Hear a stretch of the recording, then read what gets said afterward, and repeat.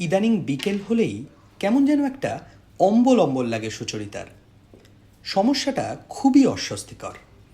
গত কয়েক সপ্তাহ ধরে এই কারণে দুপুরে প্রায় কিছুই খাচ্ছে না বলা যায়। আজকেও বাড়ি থেকে শুধু ফল এনেছিল দুপুরে। তবে এর ভালো দিক একটা রয়েছে, তার ওজন কিছুটা কমে গেছে এই কদিনে। গত বছর সে রাইটার্স বিল্ডিংয়ের লাইব্রেরিতে আর্কাইভিস্টের চাকরিটা পেয়েছে। দিন প্রায় একাই কাটে তার। এই ঘরে কাজ সেভাবে কারোর থাকে না। সরকারি দলিলেই ভর্তি পুরো ঘরটা, আর ভর্তি আরশোলা আর মাকড়সার জালে।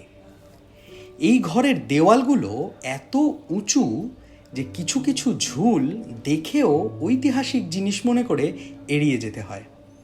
আজকে সে ভেবেছিল একটু জলদি বেরোবে অফিস থেকে, কিন্তু দুজন লোক এসেছেন কলকাতা ইউনিভার্সিটি থেকে। কলকাতার প্রাচীন আসামিদের নিয়ে কিছু একটা লিখছেন। হাইকোর্ট আর রাইটার্সের লাইব্রেরিতেই তাদের ঘুরতে হয়। এর আগেও এনারা এসেছেন অবশ্য। অন্যান্য দিন ঘন্টার পর ঘন্টা নোট নেন, কিন্তু আজকে নিজেরাই বললেন মিনিট 10-এর কাজ। কোনো একটা চেনা বই থেকে শুধু কয়েকটা জিনিস কপি করেই চলে যাবেন। সুচরিতা এখনও এই ঘরের অনেক কিছুই ভালো করে বোঝে না। আজকে ঘরের দক্ষিণ দিকের তাকগুলো গোছাচ্ছিল। কিছু কাগজ তাকের সামনেটায় রেখে নিজের কপিতে আইডি নোট করে নিচ্ছিল। ভর দিয়েছিল বুকশেলফের তাকেই। কিন্তু ইতিহাস যে এতটা নড়বড়ে হয়ে গেছে সেটা বোধহয় খেয়াল ছিল না সুচরিতার। পুরো বুকশেলফটাই কিছুটা পিছলে সরে গেল হঠাৎ। সমস্ত কাগজ পড়ে গেল মাটিতে। একে তো ছুটির সময় হয়ে এসেছে, তার উপর সেই দুজন এখনও বেরোচ্ছে না। মাথাটা গরম হয়ে গেল তার। কাগজগুলো কুড়িয়ে কিছুটা গুছিয়ে আবার লিখতে শুরু করেই ফেলেছিল, কিন্তু হঠাৎ কি মনে হতে নড়ে যাওয়া শেলফটার পায়াটা যেখানে ছিল সেখানে তাকালো। প্রথমে ভাবলো ভুল দেখছে, বা কোনো এমনি কাগজ হয়তো পড়ে আছে। তারপর নিচু হয়ে বসে ভালো করে দেখলো শেলফের একদম ডান দিকের শেষ পায়াটা হালকা একটু ফাঁক হয়ে কয়েকটা খাম বেরিয়ে এসেছে। মনে হচ্ছে ফাটা পায়াটার ভেতর লুকোনো ছিল। নিচু হয়ে খামটা তুলতে গিয়ে সে যেটা বুঝতে পারল সেটা হলো একটু আগে যে সে ভাবছিল তার ওজন কিছুটা কমে গেছে, সেটা বোধহয় সত্যি নাও হতে পারে।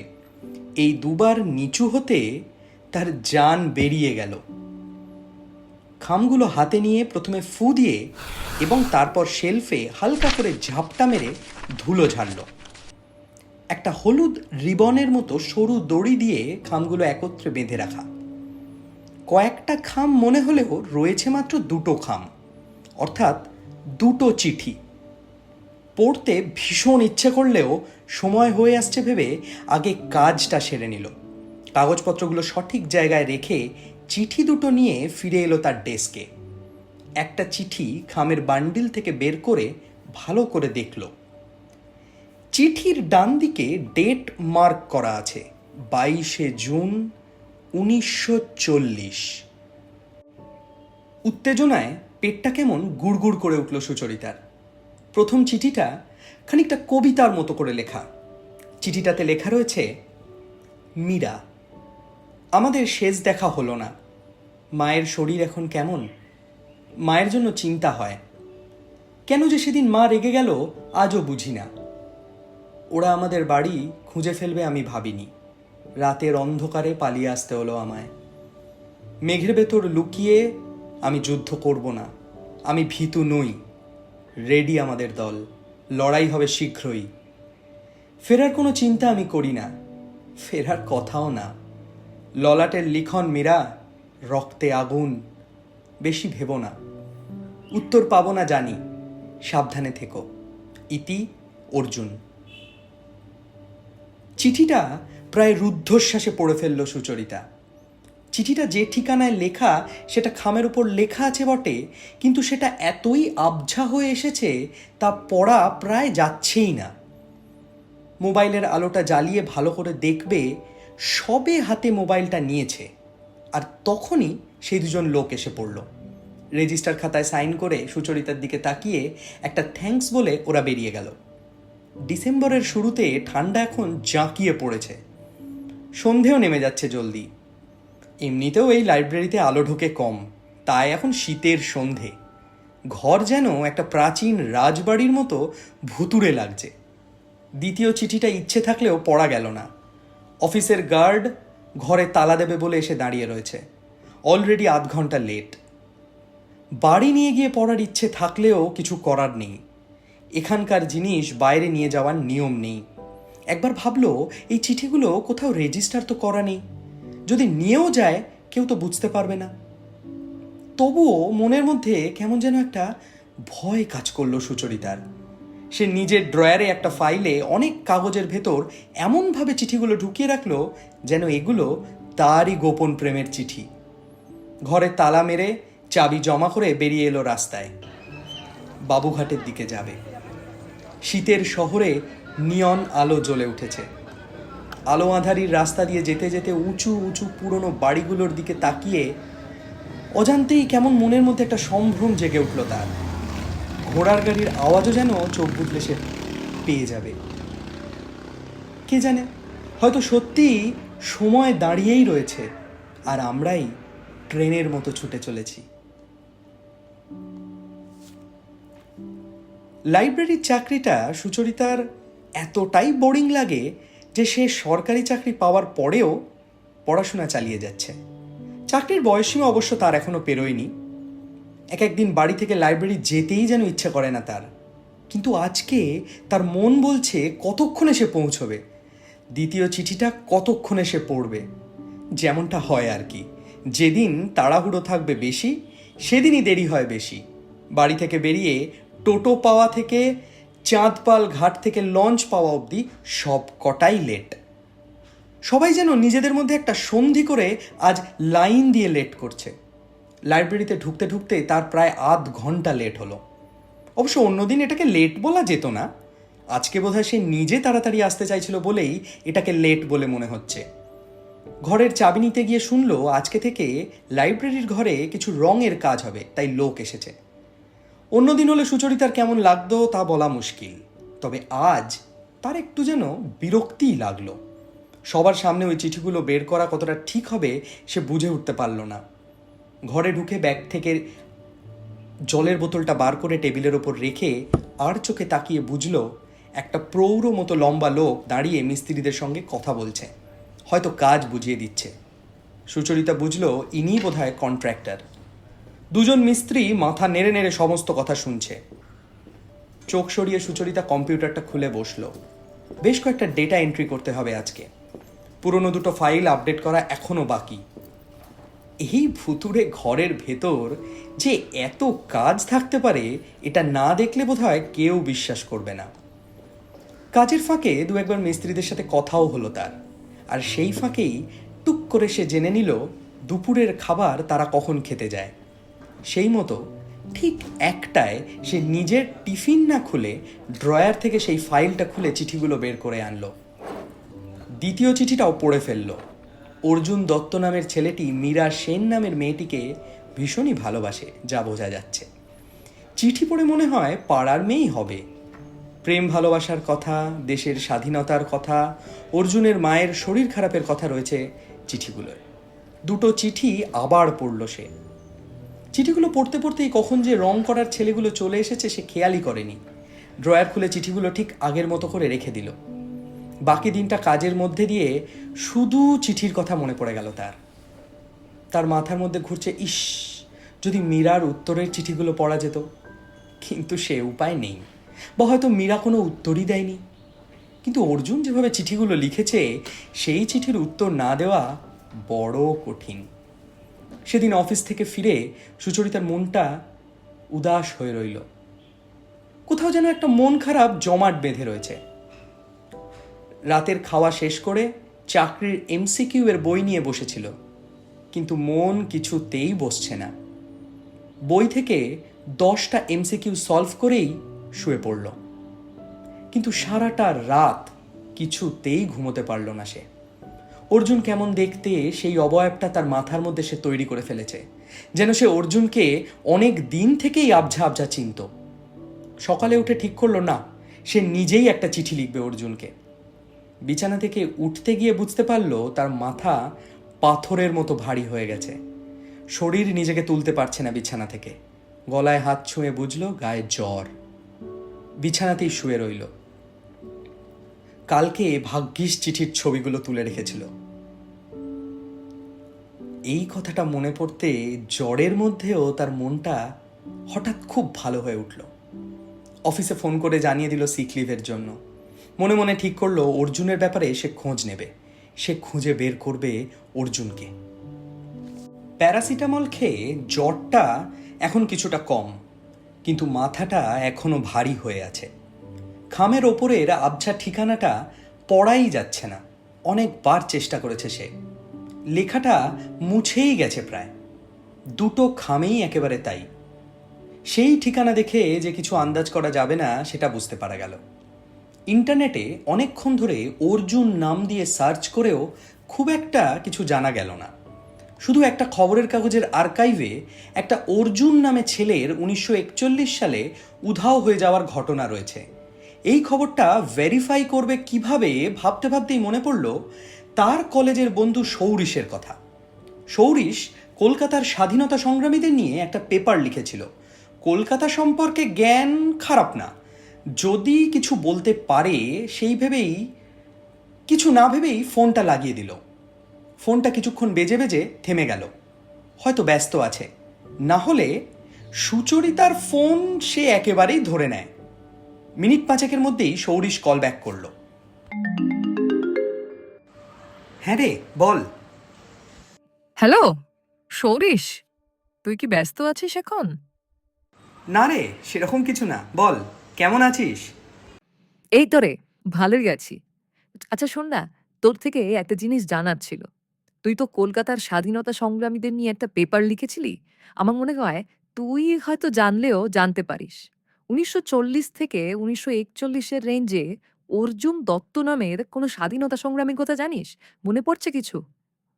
এই রে, এভাবে তো চট করে কিছু মনে পড়বে না। আমাকে কিছুটা সময় দিতে হবে যে। আজকে আমার ছুটি, কিন্তু বাইকটা বিগড়েছে, তাই গ্যারেজে নিয়ে আসতে হলো। বাড়ি ফিরে কাগজপত্রগুলো ঘেঁটে একটু দেখতে হবে। তাহলে যদি কিছু পাই তোকে জানাচ্ছি, চিন্তা নেই, দেরি করবো না, আজকেই জানাবো। কিন্তু তুই হঠাৎ এসব নিয়ে পড়লি কেন? আরে এমনি একটা পুরোনো খবরের কাগজ ঘাঁটতে গিয়ে এই নামের একজনের রহস্যজনকভাবে উধাও হয়ে যাওয়ার একটা ঘটনা পড়লাম। Quite interesting. তাই ভাবলাম একবার তোকে জিজ্ঞাসা করি, যদি কিছু জানিস। মনে পড়ছে কি এরকম কিছু? বুঝলাম, ঠিক আছে, আমাকে কিছুটা সময় দে, আমি বাড়ি ফিরে এগুলো একটু দেখে তারপর তোকে জানাচ্ছি। তাহলে আজকে রাতেই জানাবো। ফোনটা রেখে কিছুক্ষণ চোখ বন্ধ করে অর্জুনের মুখটা ভাবার চেষ্টা করলো সে। আজ সকালেও যে ছবিটা খুব আবঝা আবঝা লাগছিল, এখন সেটা অদ্ভুতভাবে জলের মতো পরিষ্কার মনে হচ্ছে। ফোনটা খুলে চিঠিগুলো এক নাগাড়ে পড়ে ফেললো। আবার একটা জিনিস সে আবিষ্কার করলো এবার। দুটো চিঠি একই রকম কবিতার মতো করে লেখা। দ্বিতীয় চিঠিটা অনেকটা এরকম: মীরা, যবে থেকে এখানে এসেছি শুধু মা আর তোমার কথা ভাবছি। দিন কেটে যাচ্ছে দেশের কাজে, তবু মন কেমন ভার হয়ে রয়েছে। আর কতদিন এভাবে কাটাতে হবে বলতে পারি না। মায়ের শরীর আশা করি এখন ভালো হয়েছে। কে মায়ের খেয়াল রাখবে ভেবে মনটা কাঁদে। কে যে আমার বাড়ির খোঁজ দিল জানি না। উত্তর দিকের দরজাটা না থাকলে আমি ধরা পড়েই যেতাম সেদিন। বাড়ি থেকে পালিয়ে দৌড়াতে গিয়েও শুধু মা আর তোমার কথা ভেবেছি। চাঁদের আলোয় জঙ্গলের পথে শুধু দৌড়ে গেছি। তেপান্তরের মাঠ পেরিয়ে আরও কত দৌড় বাকি জানি না। পাপীদের শাস্তি দেবই, কেউ ছাড় পাবে না, রেয়াত করা হবে না কাউকে। সেদিন বেশি হয়তো দেরি নেই, যেদিন দেশ স্বাধীনতার স্বাদ পাবে। ইতি অর্জুন। কেন জানি সুচরিতার চিঠি দুটো পড়ে খটকা লাগলো। কথাবার্তা আপাতভাবে স্বাভাবিক মনে হলেও কোথাও যেন কিছু একটা নেই, কিছু যেন মিলছে না। খালি মনে হতে লাগলো কিছু যেন লুকোনো আছে চিঠিগুলোর ভেতর। খটকা ক্রমশ বাড়তে থাকলো। যে মানুষ দেশের লড়াইয়ে নিজেকে সঁপে দিয়েছে সে এত হতাশ হবে কেন? দুটো চিঠি অন্তত বার 10 পড়ল। 11 নম্বর বার একটা আইডিয়া এলো, শব্দের ভেতর কোথাও কিছু লুকোনো থাকতে পারে কি, কিন্তু কোথা থেকে শুরু করবে ভেবে কিছুই বুঝতে পারল না। চোখ বন্ধ করে এসব ভাবতে ভাবতে কখন যে ঘুম চলে এসেছে বুঝতেই পারেনি সে। ঘুমের ঘোরে বিড়বিড় করে শুধু বলল, আমি এই ধাঁধার সমাধান করবই। ঘুম ভাঙতেই সুচরিতা দেখল ঘড়িতে বাজে দুপুর 1:30। গায়ে জ্বর নেই, কিন্তু ম্যাজম্যাজে ভাবটা রয়ে গেছে। বিছানা থেকে উঠে ফ্রেশ হয়ে নিল। দুপুরে শুধু মুড়ি খাবে ঠিক করলো, কিন্তু মুড়ি খেতে গিয়ে বুঝতে পারলো মুখটা বিস্বাদ হয়ে রয়েছে। ঘুমটাও যেন কাটেনি। মাথাটা এখন অতটা ধরে নেই যদিও, কিন্তু মুড়িটা খেতে পারলো না। আবার বিছানায় গিয়ে শুয়ে পড়ল। ঘুম যখন ভাঙলো তখন বাজে 6:30। এত গাঢ় ঘুম সে অনেক দিন ঘুমায়নি। শরীরটাও যেন খুব ফ্রেশ লাগছে এখন। 1 কাপ চা বানালো আদা দিয়ে। সেটাতেই চুমুক দিতে দিতে ঠিক করলো সে চিঠিটা লিখবেই অর্জুনকে। পাঠাবার যদিও কোনো উপায় নেই, কিন্তু তবু সে লিখবে। একটা নোটবুক টেনে নিয়ে সে লেখা শুরু করলো। লিখতে গিয়ে টের পেল মনটা তার এখনো অস্থির, বেশ অনেকটাই। পরে আরও সময় নিয়ে লিখতে হবে বরং।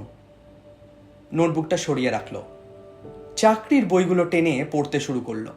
মন যে খুব বসছে তা নয়, কিন্তু সে জোর করেই পড়ছে।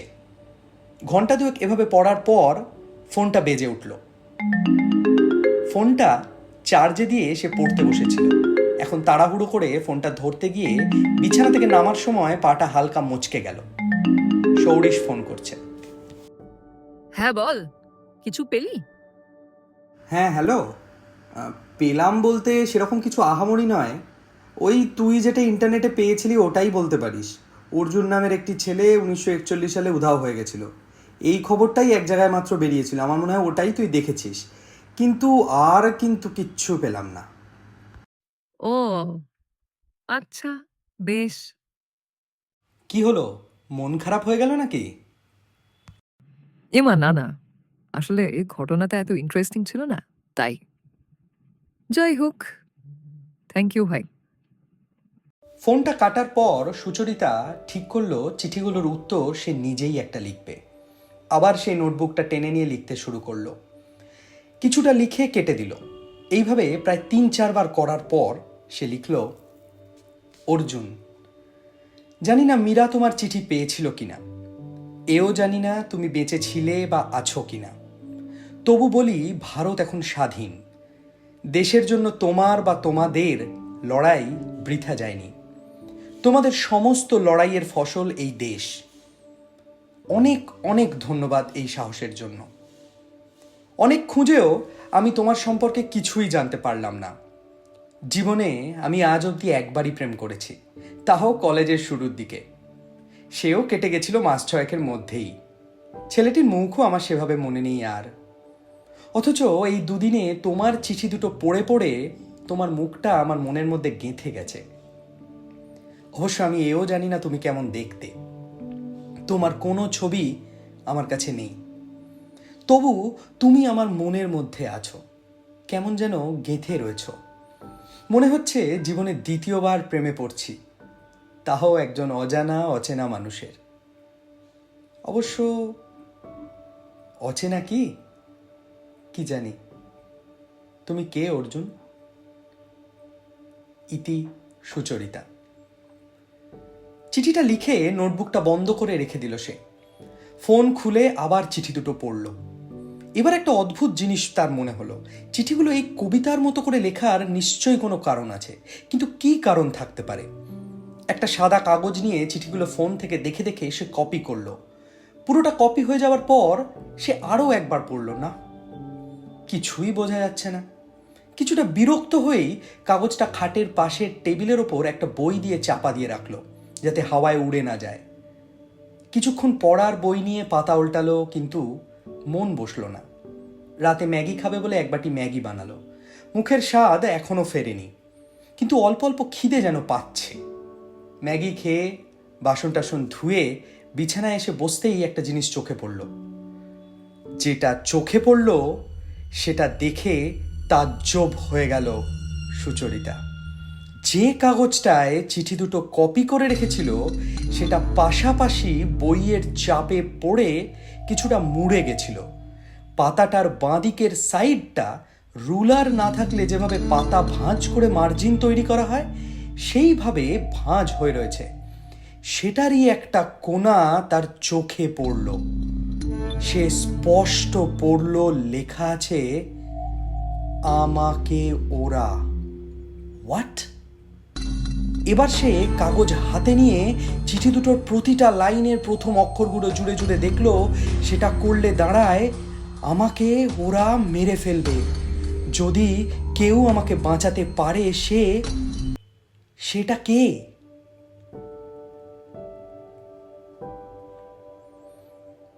অফিসে আজকে আবার সেই দুজন লোক এসেছে। এক কোনায় বসে নোট করে যাচ্ছে কনস্ট্যান্ট। সেদিকে নজর দিল না সুচরিতা। কালকে রাতে চিঠির ধাঁধাটা সমাধান করার পর প্রশ্নটা রয়ে গেছে, সেটা কে? তার মানে আরও একটা চিঠি হয়তো থাকলেও থাকতে পারে।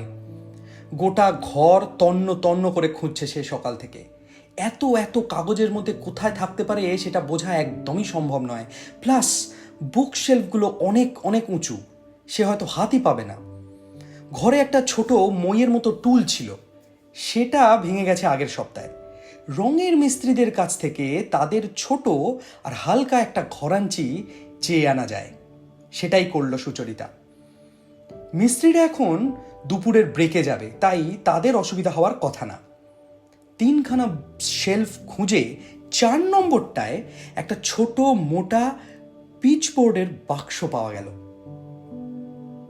বাক্সটা নিয়ে সে ডেস্কে ফিরে এলো। তার ধারণা একদম ঠিক, বাক্সে একটা চিঠি রয়েছে। সে চিঠিটা খুলে ধরল। তাতে লেখা রয়েছে, মীরা, হঠাৎ তোমার কথা মনে পড়ল। মায়ের মৃত্যুর খবর পেলাম। ললাটের লিখন কেউ খণ্ডাতে পারবে না। সুস্থ জীবনে যদি ফিরিও, এই পাপ আমার থেকে যাবে হয়তো। চলার পথে আমার সঙ্গী তুমি ছাড়া আর কেউ রইল না। রিক্ত নিঃস্ব এই দেহের শেষটুকু দেশের জন্য রইল। তাহলে দেখা হবে আবার, যদি বেঁচে থাকি। ইতি অর্জুন। তার হাত কাঁপছে, শরীরের মধ্যে একটা শীতল ধারা বয়ে গেল যেন। শেষ চিঠিটার লাইনগুলোর প্রথম অক্ষর সাজালে দাঁড়ায় হলো সুচরিতা। অর্থাৎ আগের চিঠিগুলোর সঙ্গে মিলিয়ে যদি দেখা যায় তাহলে লেখাটা দাঁড়ায়, আমাকে ওরা মেরে ফেলবে।